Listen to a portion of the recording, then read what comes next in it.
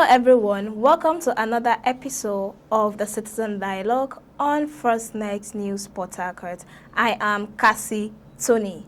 You know what they say about power? Power belongs to the people, but it only works when the people ask questions and demand answers. We're here to talk about politics, and I'm not just here alone to talk about this politics. I have with me in the house Kings Ojalo. Hello, Kings. Hello, Cassie. How are you today? I'm fine and great. And you? Very well, thank you.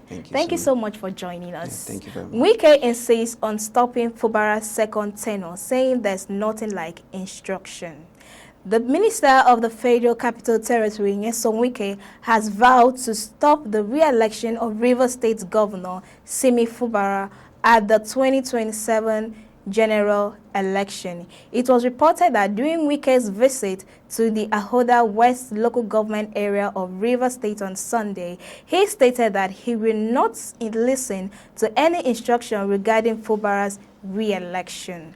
So, Kings, is Wike contradicting himself by insisting on blocking Fubara's second tenure by denying the existence of any instruction? Well, just as you said, it's indeed a contradiction of himself, trying to, let me use the word procrastinate and, raise an enforcement of stopping the second incumbent governor that is coming next year, 2027. And looking at the fact that, you are trying to override a political, democratic atmosphere of the state is uncalled for, you understand?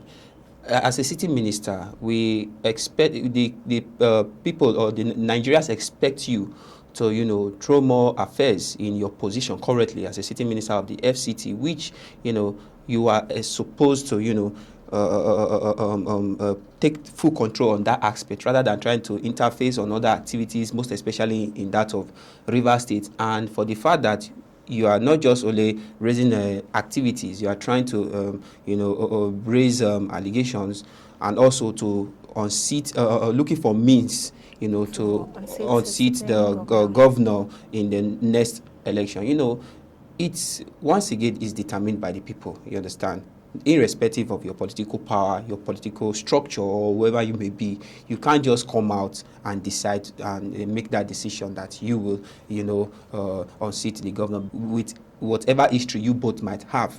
Now, this is someone that the people has solidly worked with for years during his tenure as a governor. So it's an unfortunate thing that one man will just come from nowhere because of his political power, will want to take advantage of an individual who is trying to rule his people, in an appropriate way because of a declined one or two alleged negotiations which we might not know, and you are trying to, bring out this discrimination and trying to unseat him in coming 2027. All right, thank you so much, Kingsley. You said issues between Fubara and Wike. Do you think Wike has the power to unseat, or he has the power to stop Fubara from going for second term? Based on institution, it doesn't have. The one who has the power to unseat a sitting governor is the president. We could recall the emergency ruling that came up last year, March last year, where there was an emergency ruling in the state, and the governor was asked to leave seat. That order was taken by the president himself.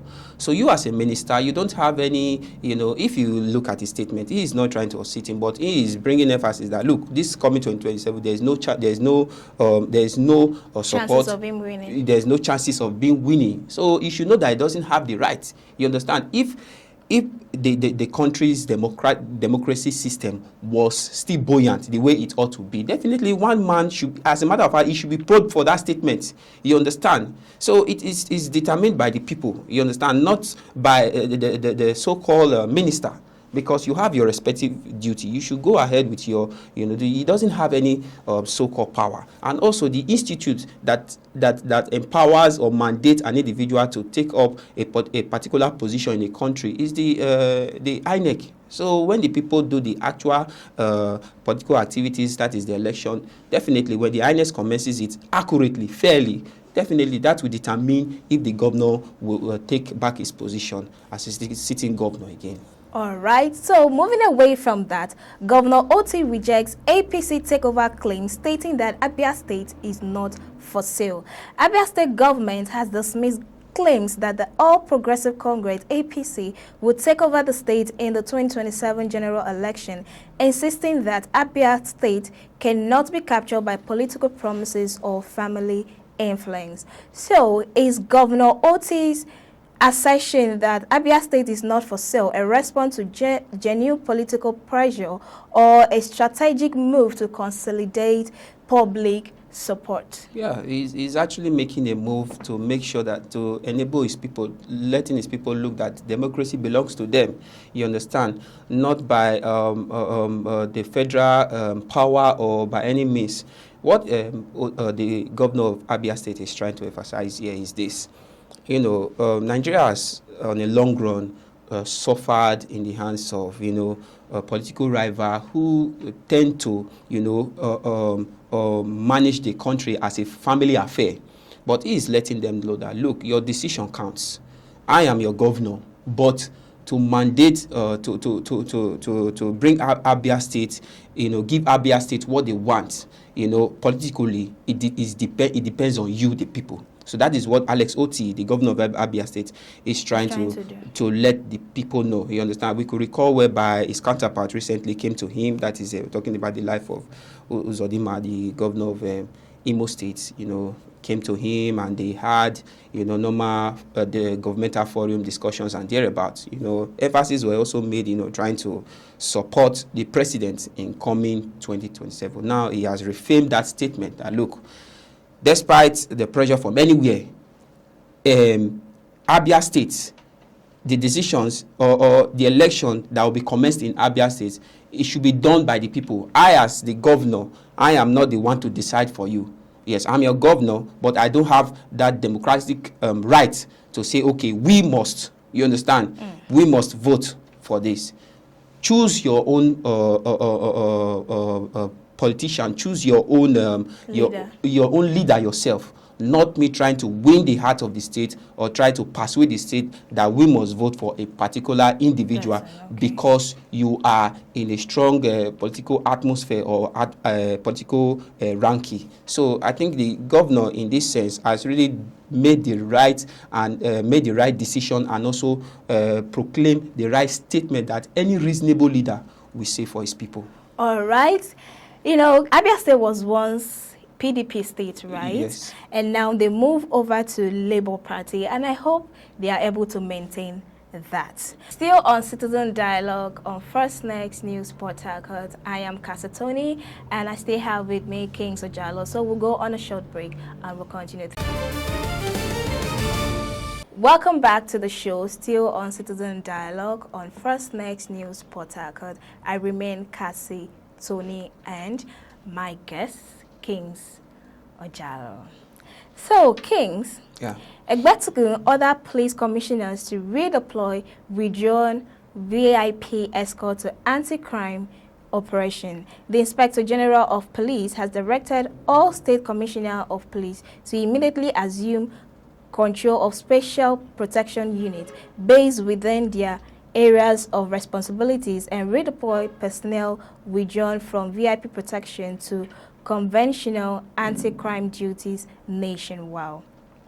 Do you think that withdrawing or redeploying withdrawn VIP escort to anti-crime operations strengthen Nigeria's fight against insecurity? Well, the major reason why this withdrawal of police from VIP and important personnel in the country was due to the level of insecurity. First of all, we could recall on the 23rd of November 2025, where the federal government asked the IGP of police, that is the life of Kayode Egbetokun, to redraw all police from the VIP personnel in Nigeria back to their stations, so that they will be deployed to various duties in order to tackle the insecurity and bring back police mandate once again in the country. Because look at the rate of insecurity, the flappiness of policing, police not doing the appropriate duties which they are brought into the agency for.